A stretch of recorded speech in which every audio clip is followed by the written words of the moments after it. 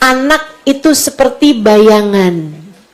Kapan ada ceritanya, bayangan bisa lurus jika benda yang ditegakkan, jika tiangnya adalah tiang yang bengkok. Pesannya, ya bunayya la tusyrik billah. Wahai anakku, jangan pernah sekutukan Allah dengan apapun. Inna syirka la dzulmun adzim. Ketika kamu menyembah selain Allah, ketika kamu menyekutukan Allah dengan sesuatu, itu adalah kedzaliman yang paling besar.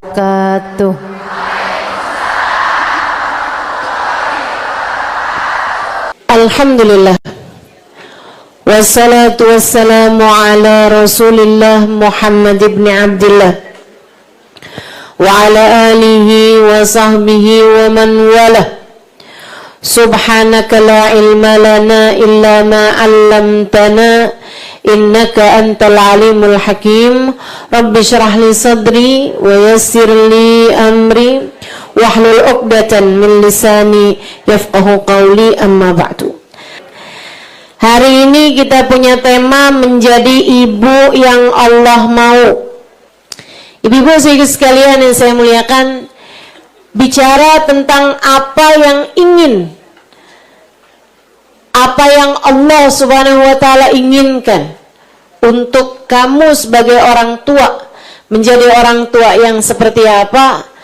Mari kita baca Quran surat Luqman, di mana Allah Subhanahu wa Ta'ala menjadikan Sayyidina Luqman Al-Hakim, Luqman yang bijaksana, dalam ucapan-ucapannya kepada anaknya menjadi pembelajaran bagi kita sekalian.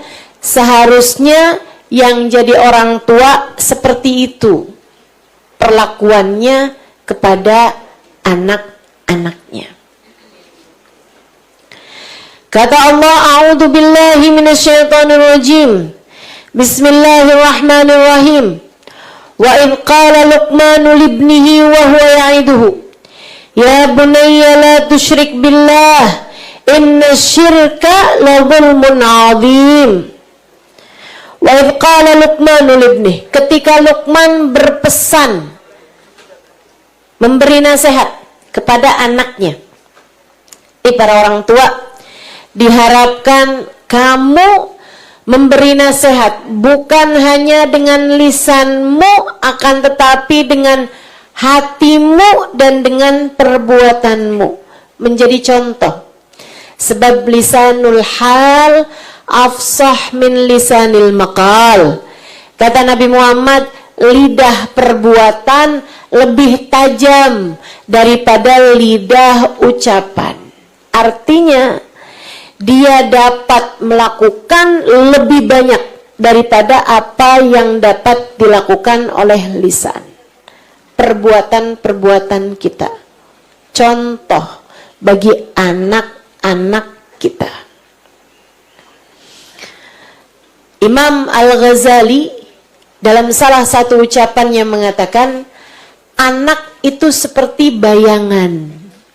Kapan ada ceritanya, bayangan bisa lurus jika benda yang ditegakkan, jika tiangnya adalah tiang yang bengkok. Mata yastakimudz dzil wal audu a'waju. Kata beliau, kapan bayangan lurus kalau tiangnya sendiri tiang yang bengkok? Luruskan dulu tiangnya, bayangannya bakalan lurus dengan sendirinya. Anak adalah cerminan bagi kamu sebagai orang tuanya. Anak adalah cerminan dirimu itu, Bu. Maka kalau ibu-ibu bilang anak saya bandel banget, lihat dirimu. Bandel nggak habis-habis. Udah kepala 4, kepala 5. Kalau nonton sinetron ikutan baper juga. Ya Allah, Bu, udah segini tua Masih demen aja ngeliatin pacaran masa SMA.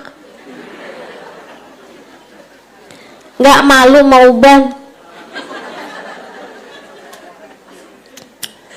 Ibu-ibu sekalian yang saya muliakan, yuk belajar buat bisa jadi orang tua yang layak untuk menjadi cerminan bagi anak-anaknya. Kita belajar benahi diri kita agar anak-anak kita terbenahi. Bahkan ibu-ibu sekalian, kita nih sebagai perempuan, emang Allah menyebut kita sebagai tiangnya negara, tiangnya rumah tangga. Kalau kamu sebagai tiang tuh bener, insya Allah yang lain semuanya bakalan ikut bener bersama denganmu, termasuk anak-anakmu, termasuk suamimu. Kita nih sebagai tiangnya. Apa aja yang mesti kita benahi dalam kehidupan kita sebagai orang tua?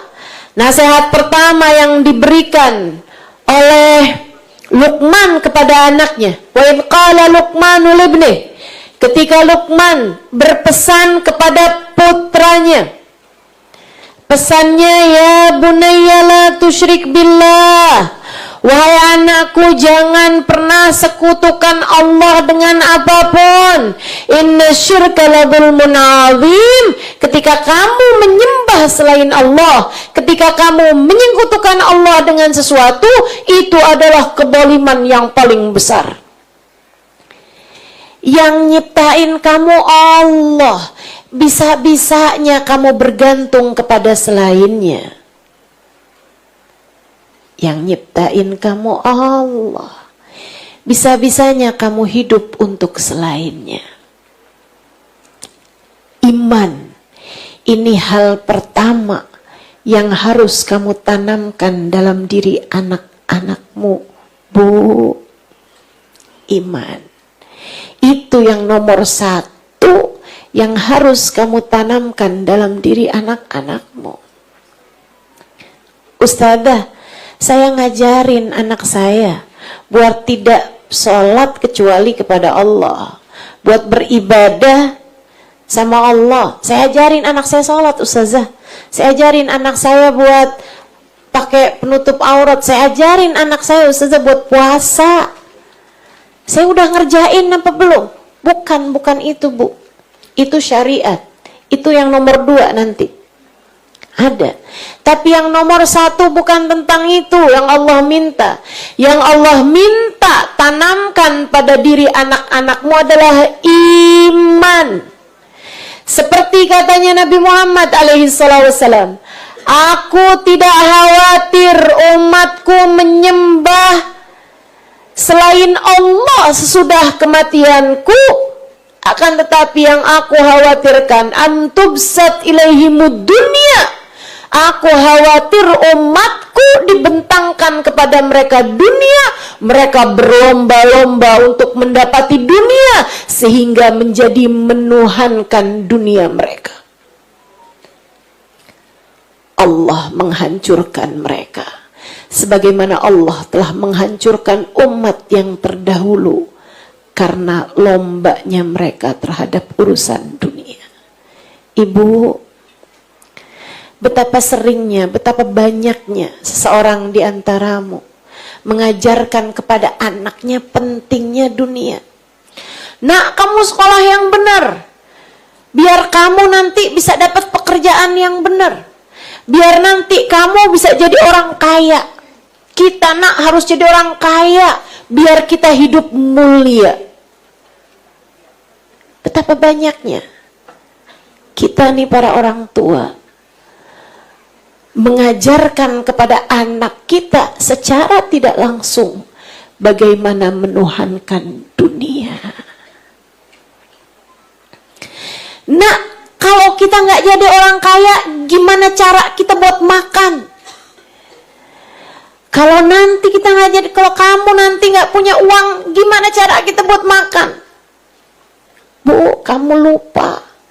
Anakmu sudah ada yang ngasih makan, bahkan ketika dia masih berada di dalam rahimmu. Jadi orang tua jangan sombong. Jadi orang tua jangan belagu. Kamu bukan yang menciptakan anakmu. Anakmu bukanlah milikmu. Anakmu miliknya Allah. Kamu gak ikut-ikutan bikin hidungnya. Kamu gak ikut-ikutan bikin matanya. Kamu gak ikut-ikutan menciptakan anggota tubuhnya. Kamu tidak ikut-ikutan mengalirkan darah dalam diri anakmu. Kamu gak ikut-ikutan menentukan nasib bagi anak-anakmu. Kamu gak diminta rembukan. Saat Allah Subhanahu wa ta'ala mau menentukan anakmu laki-laki ataukah perempuan, anakmu tinggi ataukah pendek, anakmu kulitnya warnanya apa, matanya warnanya apa, rambutnya keriting atau lurus, kamu nggak diminta urunan untuk itu semuanya. Kamu hanya dititipi. Jangan sok-sokan memiliki. Anakmu ada yang punya. Jangan suka ngaku-ngaku. Anakmu punyanya Allah. Anakmu punyanya Allah. Kembalikan ia kepada pemiliknya. Ingatkan ia tentang pemiliknya. Ingatkan anakmu siapa penciptanya. Ya bunayya la tusyrik billah. Inna syirka la zulmun azim. Nah, jangan sembah selain Allah. Jangan tuhankan selain Allah. Jangan mengagungkan selain Allah. Sebab hanya dialah yang telah menciptakanmu. Di saat anakmu kamu kasih makan, kamu kasih tahu sama anakmu, nah, makanannya dimakan ya nak ya. Mamah cuman masak. Makanan ini hadiah, rezeki dari Allah. Tapi kan Ustazah, sebenarnya kan makanannya dari kita. Oh, emang iya? Ibu-ibu sekalian, yuk saya ajak ibu-ibu mikir. Bu, kamu mau menuju kepada nasi. Kamu mau menuju kepada ngasih makan nasi kepada anakmu. Berapa lama waktu yang kamu butuhkan untuk itu? Kamu ambil beras, kamu cuci, kamu taruh di rice cooker, tambahkan air, kemudian kamu jetek, kamu pencet, kan begitu? Habis itu kamu tunggu. Berapa lama? Setengah jam. Matang nasinya. Kamu kemudian bilang bahwa nasi ini adalah darimu. Gimana ceritanya? Bu, nasi itu sebelum sampai beras itu, sebelum sampai di dapurmu, berapa lama ia ada di toko? Sebelum ada di toko, berapa lama ia ada di penggilingan? Sebelum ada di penggilingan, berapa lama ia ada di sawah? Sebelum ada di sawah, ibu-ibu saudariku sekalian, butiran-butiran itu ditanam sama petani. Siapa yang menumbuhkannya? Allah yang mendatangkan nasi. Ini baru nasi nih, belum airnya. Nggak bisa jadi nasi kalau nggak ada airnya. Ibu-ibu sekalian, airnya dari mana? Siapa di antara kita yang bisa mendatangkan bahkan setetes air kalau tidak diizinkan oleh Allah Subhanahu wa ta'ala? Kamu harus tahu, rezeki itu, makanan itu bukan dari kamu, tapi dari Allah. Kita kan suka lupa. Habisin nak makanan, mama susah-susah masaknya.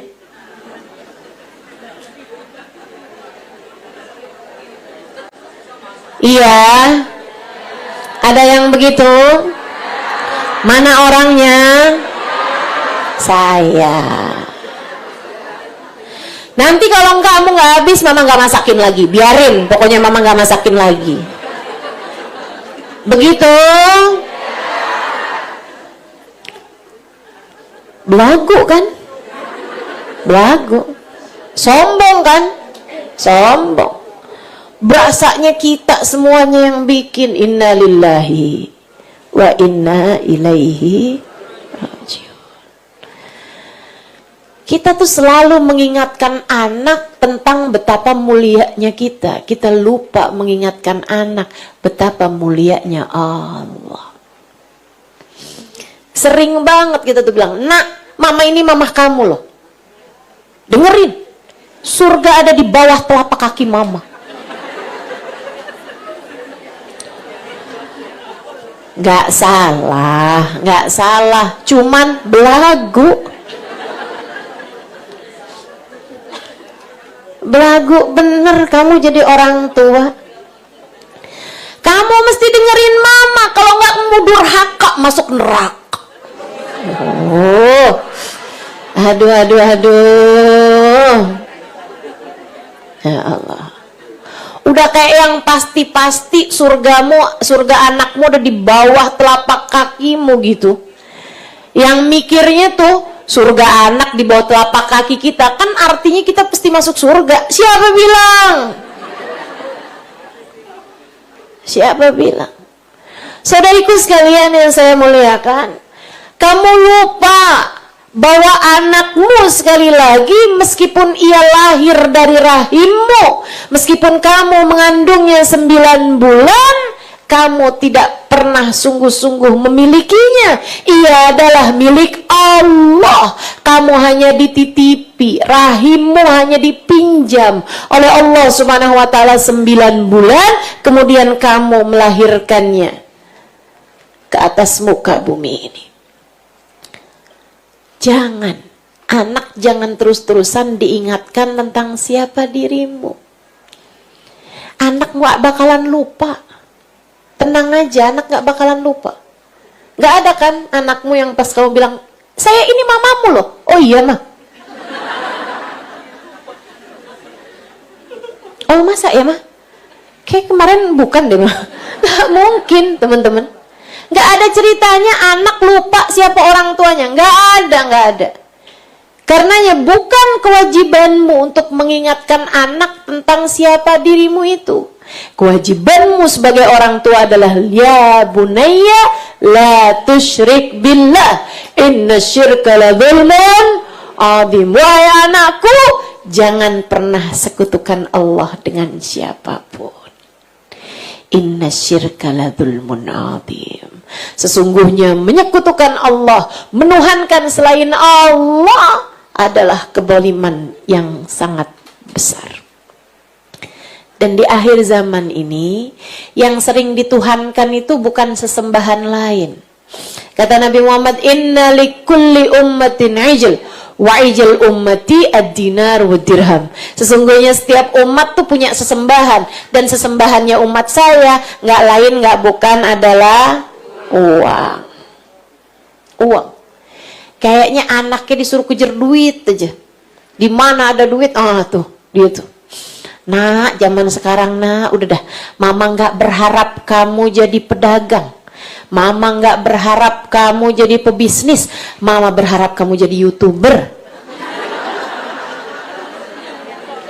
Kamu jadi selebgram ya nak ya. Duitnya banyak. Masya Allah. Ingatkan anak tentang siapa Tuhannya. Ingatkan anak tentang siapa Tuhannya. Saudaraku sekalian yang saya muliakan, saya sering kasih tahu tentang Hubabah Bahiyah. guru saya di masa kecilnya, itu sampai dengan usia 7 tahun, 8 tahun nggak pernah minta sama ibunya. Ibunya heran, akhirnya dibawa pergi ke toko. Bawa masuk ke toko baju gitu. Babahiyah liatin baju itu, kelihatannya kayak seneng, tapi nggak minta juga. Ibunya mikir, ini kayaknya kemahalan kali. Dibawa pergi ke toko mainan. Anaknya suruh lihat juga, tapi nggak minta. Kelihatannya kayak seneng gitu, tapi nggak minta. Ibunya mikir, kok anak saya nggak minta ya sama saya. Dibawa pergi ke toko makanan. Kelihatannya kayak seneng, tapi ditungguin anaknya minta nih, nggak minta juga. Penasaran, ibunya dibawa keluar, tanyain. Nak, kamu tadi waktu mama bawa kamu ke toko baju, ada nggak baju yang kamu suka? Ada, mah, yang warna pink. Oh, normal. Perempuan suka warna pink kan normal. Dia bilang, waktu kamu mama ajak ke toko mainan, ada nggak mainan yang kamu suka? Ada, mah. Apa? Boneka yang itu, mah. Hah? Nak, waktu mama ajak kamu ke toko makanan, ada nggak makanan yang kamu suka? Ada, mah. Itu. Kenapa kamu nggak minta, nak? Si anak menjawab, saya udah minta, mah. Tapi bukan sama mama. Sama siapa, nak? Sama Allah. Mamahnya sampai kaget. Jadi kamu selama ini gak pernah minta sama mama, kamu selama ini minta sama Allah, nak? Iya, mah. Allah kasih. Gak pernah enggak, mah. Gak pernah enggak, mah. Selalu Allah kasih. Ini, Bu, anak dengan keimanan sempurna. Sampai ibunya bilang, saya yakin Bahiyah bakalan jadi orang besar. Dan memang benar, jadi orang besar. Bu, kalau hubabah Bahiyah riayah minallah, emang udah pandangan dari Allah SWT. Allah berikan itu karena melihat segala kebaikan-kebaikan mungkin dari orang tuanya juga. Nah, kalau kita nih, Bu, jangan berharap anak kita langsung gede-gede tiba-tiba jadi kayak hubabah Bahiyah. Harus kita ajarin. Dan saya juga nggak nyangka bahwa ilmu ini bisa dipraktekkan di zaman sekarang. Kalau nggak, karena ponakan saya cerita. Dia bilang, sekarang kita aman. Bawa ponakan nih, jadi buat saya cucu ponakan. Pergi ke mall. Dulunya, Bu, setiap kali diajakin pergi ke mall, ke supermarket gitu, seringkali nggak mau pulang, duduk di situ sebelum dibeliin. Ada yang anaknya kayak begitu?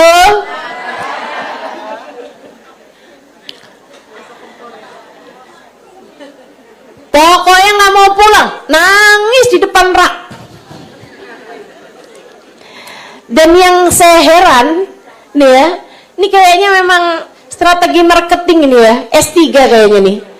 Para pedagang-pedagang mainan itu kok bisa-bisanya kalau nawarin barang bukan ke orang tuanya tapi ke anaknya. Betul gak, Bu? Bagus ya, nak, ya mainannya ya, nak. Dia lupa apa kalau yang bayar itu bukan si anak tapi emaknya gitu kan. Dibikin pegel kita melihat. Teman-teman sih sekalian saya muliakan, itu terjadi sama cucu ponakan saya ini. Kadang kalau diajakin pergi beli-beli gitu, suka nggak mau pulang sebelum dibeliin tuh barang, nangis di depan raknya. Sampai satu hari ponakan saya dengerin nih tentang hal ini, kemudian mulai dipraktekkan.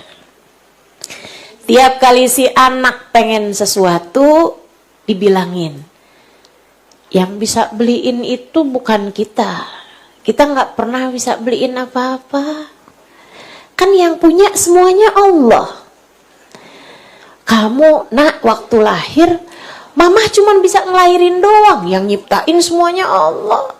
Hidung kamu nih, kita nggak bisa bikin. Yang bikin Allah. Yang menciptakanmu Allah, yang menciptakanku Allah, yang menciptakan kita semuanya Allah. Karenanya yang bisa memberikan apapun kepadamu hanya satu, namanya Allah.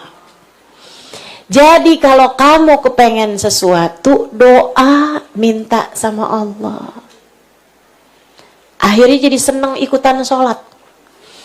Kadang lagi masih kecil, umur-umur 4 tahun, 5 tahun, males-males sholat gitu. Dia cuman ikutan doa pas habis selesai sholat. Ya Allah, saya mau yang itu ya Allah. Kayak yang saya lihat di TV. Gitu. Biasanya orang tuanya kemudian punya inisiatif kalau rezekinya lagi ada dibeliin apa yang dia mau. Tapi sambil bilang, tuh doa kamu mustajab. Allah kasih rezeki ini buat kamu. Allah kasih mainan yang kamu mau. Karena kamu doa, karena kamu sholat. Dan itu hasilnya luar biasa, ibu-ibu sekalian, luar biasa. Kelihatannya kayak susah di depan gitu, tapi hasilnya nggak lama kok. Bulan, 2 bulan, 3 bulan. Dia kalau pengen apa-apa nggak usah dikasih tahu. Ya Allah, kasih saya ya Allah. Dan nggak pakai minta, nggak pakai minta. Dia tahu harus kepada siapa dia meminta. Kalau lagi ada yang sakit gitu kita ajarin. Ya ampun nak, sakit ya. Yang ngasih sakit Allah, yang ngasih sehat juga Allah. Yuk doa, yuk minta, yuk doa, yuk. Bilang, ya Allah, sembuhkan saya ya Allah, sembuhkan saya ya Allah. Ikut. Sekarang baca Allahumma salli ala Sayyidina Muhammad. Ikut. Sekarang setiap kali dia merasakan sakit, dia hanya perlu untuk pegang badannya yang sakit, kemudian dia mulai berdoa dan mulai bersolawat kepada Nabi Muhammad. Subhanallah. Kita perlu menanamkan iman dalam hati anak-anak kita. Biar dari kecil dia tahu siapa yang seharusnya jadi tempat bergantung bagi kehidupannya. Anakmu jangan jadikan bergantung padamu. Kesian dia, kesian kamu. Saya ulangi Bu. Anakmu jangan jadikan bergantung padamu. Kesian dia karena kamu gak akan cukup baginya. Kesian dia kalau kamu sampai hilang dari kehidupannya. Kamu gak selalu mampu untuk ada di dekat dia. Kesian kamu juga. Kamu gak akan sanggup jadi tempat bergantungnya anakmu. Jangankan jadi tempat bergantung orang lain, jadi tempat bergantung dirimu sendiri aja kamu gak mampu. Karenanya, gantungkan anak kepada yang semestinya. Gantungkan anak hanya kepada Allah.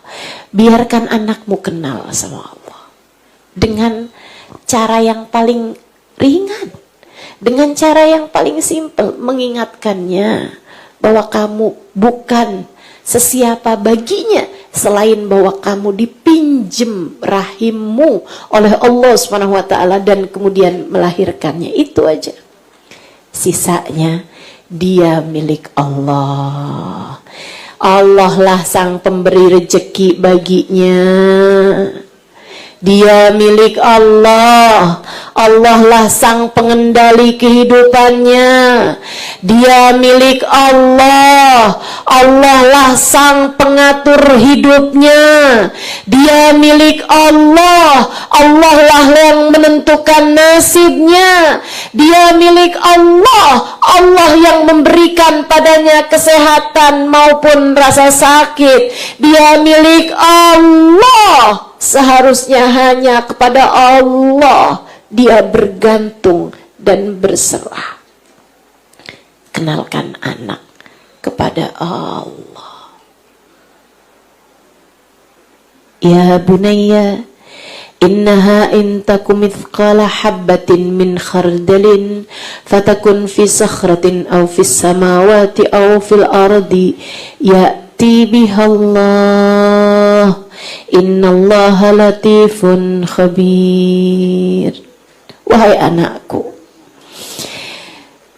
sungguh jika ada sesatu biji sawi, intaku mithqala habbatin min khardalin, fatakun fi sakhratin aw fi samawati aw fil ardi ya'ti bihallah. Anakku, jika ada satu biji sawi, jika ada sesuatu di sakhrah, di batu, atau di langit, atau di dalam bumi, tidak ada yang dapat mendatangkannya selain Allah. Rizkimu nak, gak ada yang bisa mendatangkannya selain Allah.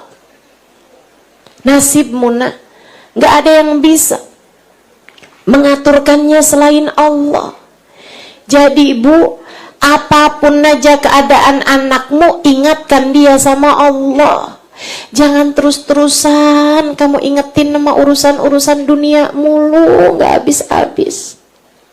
Tuh bapak kamu tuh ngasih transferan dikit banget, mana cukup kayak begitu.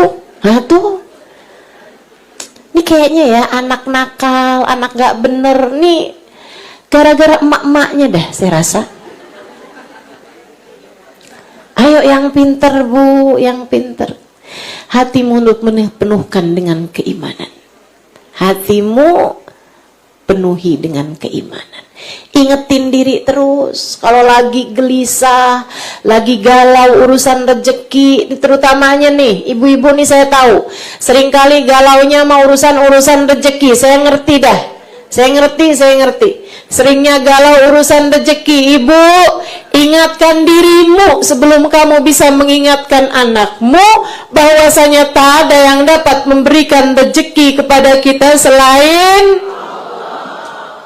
Ingetin terus ingetin. Karenanya bu, kamu pengen apapun jangan minta sama suami, kelamaan. Ibu mau minta sama suami, ibu minta misalnya gitu kan 10 juta, emang dikasihnya 10 juta? 1 juta aja belum tentu. Betul bu? Kalau minta sama manusia tuh kelamaan, menurut saya begitu. Karenanya saya dari dulu memutuskan pada diri saya untuk tidak pernah mau minta kepada siapapun, bahkan kepada suami saya. Saya nggak minta. Saya hanya minta kepada pemilik semesta. Dia yang menciptakan segalanya. Saya pengen apa aja mintanya sama Allah. Diijabah.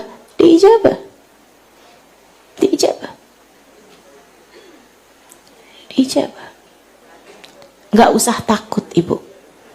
Hidup kamu tuh gak usah terlalu banyak takut.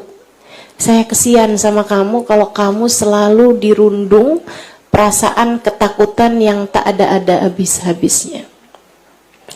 Minta aja sama Allah, berserah saja sama Allah Subhanahu wa ta'ala, jalla jalaluhu wa ta'ala ta'zamatu. Saya kalau apa-apa minta sama Allah, enak. Urusan sama Allah tuh enak, datangnya dalam keadaan terhormat. Tapi kalau kamu mintanya sama suami, mintanya sama orang tua, mintanya sama orang lain, kadang-kadang datang tapi tidak dalam keadaan terhormat. Nih, dasar perempuan matre. Ah tuh, cewek tuh kalau matre ke laut aja. Bagus deh bang, saya juga emang udah lama gak ke pantai.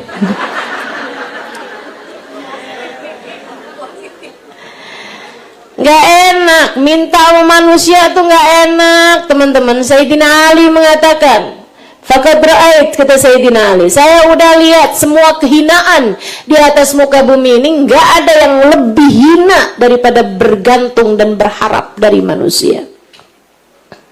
Tapi kalau kita bergantungnya sama Allah, berharapnya sama Allah, enak semuanya, datangnya dalam keadaan terhormat. Ustazah, masalahnya doa saya nggak mustajab. Siapa bilang? Kamu tuh mintanya nggak pernah serius. Mintanya nggak pernah serius, makanya kamu ngerasa doa kamu nggak mustajab. Coba minta yang serius.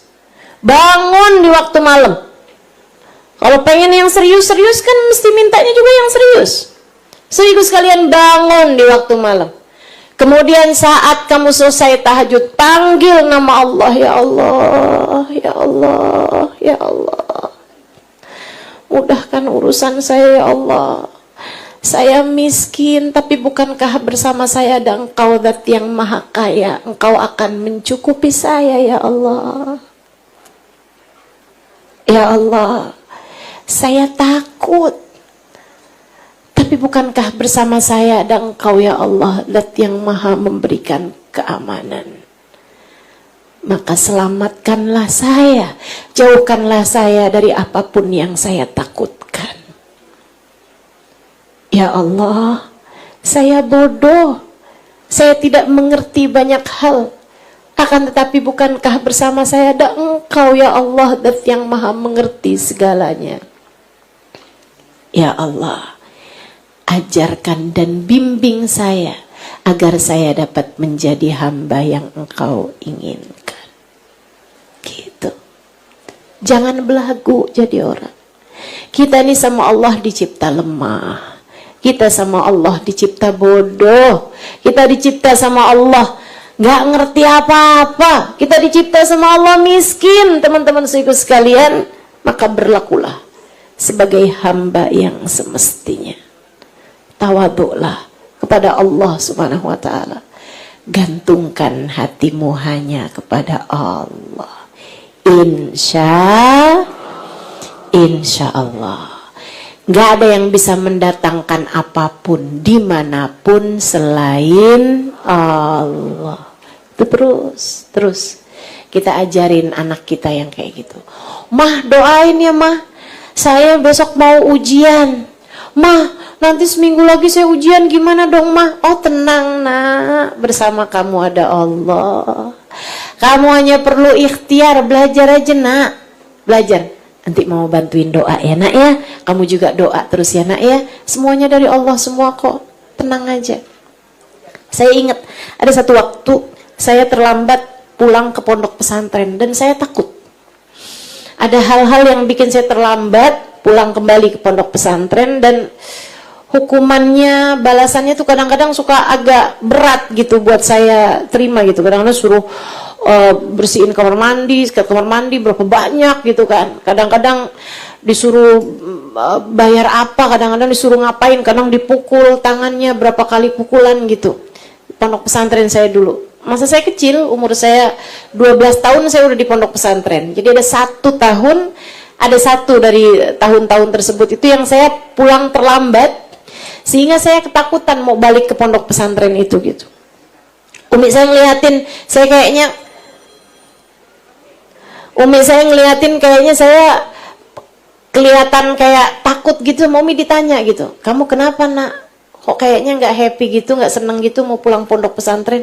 Saya bilang, ya Mi takut soalnya udah terlambat. Saya berhenti aja di pesantrennya, saya nggak mau nanti saya dihukum di pesantren. Saya bilang gitu. Umi saya terus bilang gini, emang yang punya pondok pesantren siapa? Guru kamu itu kan cuman guru aja, mau ngedidik aja. Orang juga, manusia juga kayak kita. Dia nggak bisa ngapa-ngapain. Yang bisa ngapa-ngapain kan cuman Allah nak. Dia cuman manusia. Guru kamu cuman manusia. Itu saya kayak yang, hah? Iya ya. Guru kamu cuman manusia, dia bukan Tuhan. Dia bukan penguasa kita. Dia bukan sesiapa yang punya kendali atas diri kita. Yang punya kendali atas diri kita cuma satu, namanya Allah. Umi saya cuman bilang begitu tuh. Nak, dia manusia, guru kamu cuman manusia. Sama, kita semuanya manusia. Nanti Umi doain biar kamu gak dapat hukuman berangkat pondok pesantren. Saya senang banget, saya girang banget. Terus saya inget-ingetin tiap kali saya takut sama guru, tiap kali saya takut sama siapapun, saya inget-ingetin dia cuman manusia, dia cuman manusia. Tiap kali saya takut sama suami, dia cuman manusia, dia cuman manusia. Dia tidak punya kendali atas apapun. Yang punya kendali atas apapun hanya satu, namanya. Karenanya saya nggak takut sama suami saya. Mungkin dia yang takut sama saya. Alhamdulillah. Nggak usah takut sama suami, disayangin aja. Nggak usah takut sama orang tua, disayangin aja. Nggak usah takut juga sama anak, disayangin aja. Kita hanya perlu punya rasa takut kepada zat yang menguasai kita. Takut sama Allah. Takut sama Allah. Yang takut sama Allah. Takut Allah nggak ridho. Takut Allah nggak suka. Takut Allah murka. Gitu. Anak juga gitu. Kita takutkannya jangan sama apa-apaan. Takutnya sama Allah. Ya Allah nak, kalau Allah sampai nggak suka sama kamu ntar gimana?